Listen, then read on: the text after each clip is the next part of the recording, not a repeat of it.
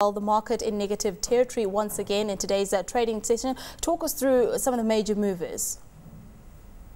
I think it was just a bit of profit taking on some of the counters. Some of the large cap counters saw some profit taking. It's not something that should worry investors too much, especially since last week we saw a small rally in the market. So I think it was just a bit of profit taking through the session. Well, a bit of profit taking through the session. What can we expect for the remainder of the week? This kind of trading to continue? I think it'll just be mostly up and down movements in the market.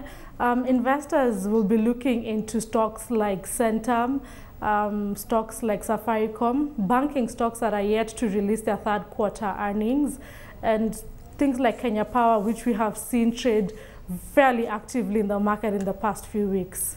What do you make of all the banks' results that have come out of late? We saw in last week's trading session, the banking sector wasn't too active. Well, the banking sector results for third quarter were not as strong as the first half of the year, where they grew in strong double digits.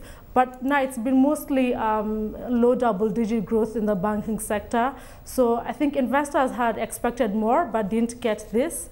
But they were still happy and still excited. And I think there's this positive sentiment around banking sector stocks. And we should probably see them be fairly active this week, especially for those that are yet to announce their results. What about a stock like Safaricom? In Friday's trading session, we saw it falling back on the back of those positive results. We have seen a bit of strong momentum coming through for the stock. What kind of performance did we see coming through for Safaricom today? Safaricom today was actually one of the top movers, heavily traded today. Foreigners were mostly the main buyers in that counter. I think there's positive sentiment around the stock. They actually performed pretty strongly first half, and people are expecting very strong performance for their full year earnings. So I think there's still positive sentiment. The stock is still fairly strong, doing well at around 4 shillings and 60 cents. Well, let's move on to some company news now. We've just heard that Distel has decided to withdraw a notice to terminate a 14-year-old contract with Kwal. Maybe talk us through what went wrong there and what does this all mean for Kwal going forward?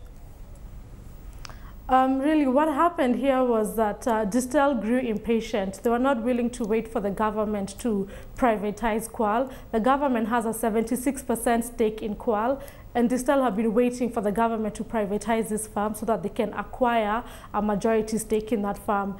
But government have assured them that they are in the process of doing this, and so Distel have decided to just go back and not to cancel the partnership, because if they did, it would negatively affect Kwal, because Distel brands that Kwal distributes account for 60% of their profits. So obviously this would negatively affect Kwal, and in relation to this affect Centum Investments, which is listed in the Nairobi Stock Exchange, and Centum holds about 26% of Kwal.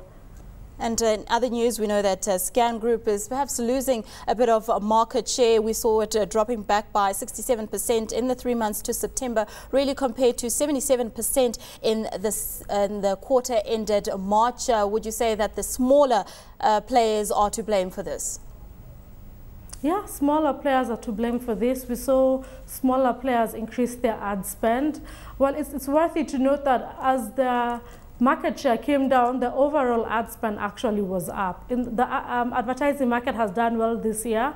A lot of the big multinationals have been spending a lot in their marketing budgets, as well as politicians and political parties, of course, because we're having the 2013 March elections here in Kenya. So the elections are driving all the ad spend there. Just talk us through the landscape within that industry right now. How competitive is it? Well, Scan Group obviously still holds a really big share of the market at 67%. It's been really competitive, but mostly amongst the smaller players, because the large multinationals or the large companies feel comfortable with a large advertising firm like Scan Group. So I think it's not too bad for them, because they're still increasing their ad spend. But the smaller players are also getting some of the deals. And let's move on to the shilling and now losing some ground against the dollar in today's trading session. What is your outlook for the shilling in this week's trading session? I think it will fairly remain stable at current levels. Last week we saw yields coming down for the first time in a couple of weeks because they've been on the rise, but last week we saw the 91-day T-bill come down, and which should give investors comfort that the shilling could strengthen in coming days.